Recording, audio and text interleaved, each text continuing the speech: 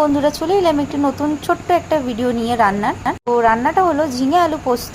তো গরম কড়াইয়ের মধ্যে আমি টমেটোর, কাঁচা লঙ্কা, পেঁয়াজ দিয়ে আমি ভালো করে নেড়ে নিলাম লাল লাল করে। তার মধ্যে এই দেখুন কেটে রাখা ঝিঙে আর আলুটা দিয়ে আমি ভালো করে নাড়াচাড়া করলাম একটু নুন টুন দিয়ে। তো ঝিঙেটা থেকে কত পরিমাণে জল বেরিয়েছে দেখুন। আমি এর মধ্যে কিন্তু একটু জলের ব্যবহার করিনি, কেন কি ঝিঙের মধ্যে অনেক পরিমাণে জল থাকে। তো ঢাকা দিয়ে আমি ভালো করে সেদ্ধ করে নিচ্ছি। প্রায় আমার ঝিঙে আর আলুটাও সেদ্ধ হয়ে গেছে। তো এরপরে আমি অনেকটাই সেদ্ধ হয়ে গেছে দেখলাম, তো এর মধ্যে একটু জল দিলাম। জল দেওয়ার পরে এর মধ্যে খানিক পোস্ত বেটে নিলাম দেখুন। তো পোস্তটার মধ্যে আমি কাঁচা লঙ্কা আর পোস্তটা বেটে নিলাম ভালো করে। তো বেটে নেওয়ার পরে এই দেখুন আমি পোস্তটা দিয়ে খানিক নাড়াচাড়া করে 2 মিনিট কি 1 মিনিটের মধ্যে আপনারা নামিয়ে দেবেন। কেন কি নামিয়ে দিলে তাহলে সেই টেস্টটা আপনারা পাবেন। অনেকক্ষণ থেকে ফোটালে কিন্তু পোস্তর টেস্ট একদম পাওয়া যায় না।